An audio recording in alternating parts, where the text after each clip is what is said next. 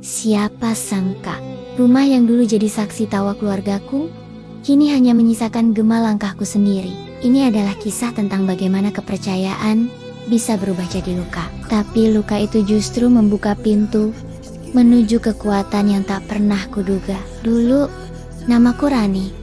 Aku seorang ibu berusia 33 tahun dengan 2 anak yang kusayangi. Dinda yang berumur 9 tahun dan Rio yang masih 6 tahun. Aku dan suamiku, Arman, hidup sederhana, tapi penuh tawa. Kami membangun mimpi kami dari dapur rumah.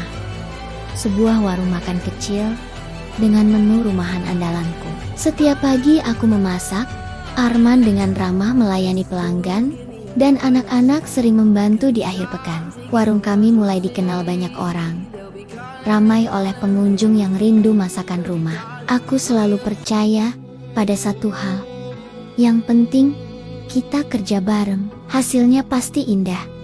Kalimat itu jadi mantra keluarga kami. Kebahagiaan kami terasa begitu nyata, tapi roda kehidupan berputar. Ketika warung kami mulai di puncak kesuksesan, Arman mulai punya mimpi yang lebih besar.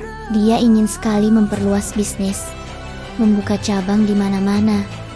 Dan untuk itu, dia berencana meminjam modal yang sangat besar dari bank. Aku, dengan naluri seorang ibu, merasa ragu. Aku merasa kami belum siap untuk langkah sebesar itu. Aku mencoba menahannya.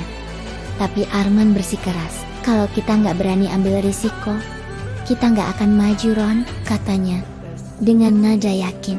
Sejak saat itu, perdebatan mulai sering terjadi di rumah kami. Aku hanya ingin menjaga keseimbangan antara keluarga dan bisnis. Sementara Arman semakin jarang di rumah. Dia sibuk mondar-mondir bertemu investor dan mengurus rencana ekspansinya. Perlahan tapi pasti, warung kami yang dulu penuh canda tawa berubah menjadi ruang sunyi yang hanya menyisakan kenangan. Puncak dari semua masalah itu datang di suatu sore yang kelabu. Aku menemukan sebuah surat di laci meja kerja Arman. Surat pemberitahuan dari bank yang menyatakan bahwa rumah dan warung kami telah dijaminkan sebagai agunan pinjaman. Semua itu dilakukan tanpa sepengetahuanku sama sekali. Lunaku seakan runtuh seketika. Saat aku menanyakannya, Arman mengakuinya. Aku cuma mau bikin hidup kita lebih baik, teriaknya, mencoba membela diri. Tapi kenapa tanpa izin aku, Mas? Tanyaku dengan suara bergetar. Aku suamimu. Aku tahu apa yang terbaik untuk keluarga ini. Kata-kata itu lebih tajam dari pisau, menghancurkan hatiku. Aku sadar, bukan hanya rumah yang akan hilang, tapi juga pilar utama pernikahan kami. Rasa saling percaya. Tak lama kemudian, firasat burukku terbukti. Usaha ekspansi itu gagal total karena investasi yang salah. Dalam sekejap, semua yang kami bangun hancur. Arman tak sanggup menanggung malu dan beban, akhirnya pergi keluar kota untuk mencari pekerjaan, meninggalkan aku dan kedua anak kami dalam ketidakpastian. Hari-hari setelah itu terasa begitu berat. Rumah kami benar-benar disita oleh bank. Aku dan anak-anak terpaksa pindah ke sebuah kontrakan kecil yang sempit. Setiap malam, aku hanya bisa menangis dalam diam, memeluk Dinda dan Rio yang tertidur pulas. Aku merasa lelah, hancur, dan kehilangan arah. Namun, di tengah titik terendah dalam hidupku, sebuah keajaiban kecil terjadi. Suatu siang, aku melihat Dinda, anak perempuanku, sedang menulis sesuatu di dinding kontrakan kami yang kusam. Aku mendekat dan membaca tulisan tangannya yang mungil.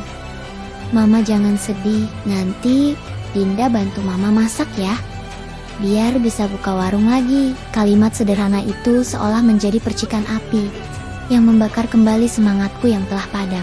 Aku menatap wajah polos Dinda dan Rio, dan aku tahu, aku tidak boleh menyerah.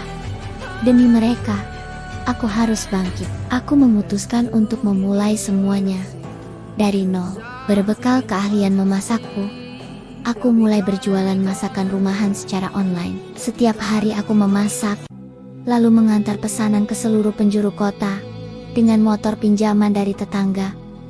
Lelah, tentu saja. Tapi, setiap kali melihat senyum anak-anakku, semua rasa lelah itu hilang. 3 tahun berlalu begitu cepat. Kini, aku bukan lagi Rani yang dulu.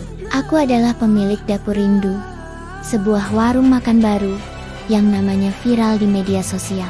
Bukan hanya karena masakannya yang lezat, tapi juga karena kisah di baliknya. Kisah perjuangan seorang ibu yang bangkit dari keterpurukan.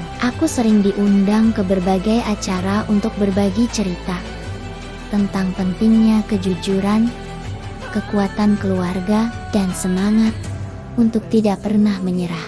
Suatu sore, saat warung sedang ramai, seorang pria datang. Pria itu berdiri di sudut, hanya menatapku dari kejauhan. Rambutnya sudah sedikit beruban, dan wajahnya tampak letih oleh perjalanan waktu. Dia adalah Arman. Dia berjalan perlahan ke arahku, lalu berkata dengan suara pelan, "Kamu berhasil, Ron."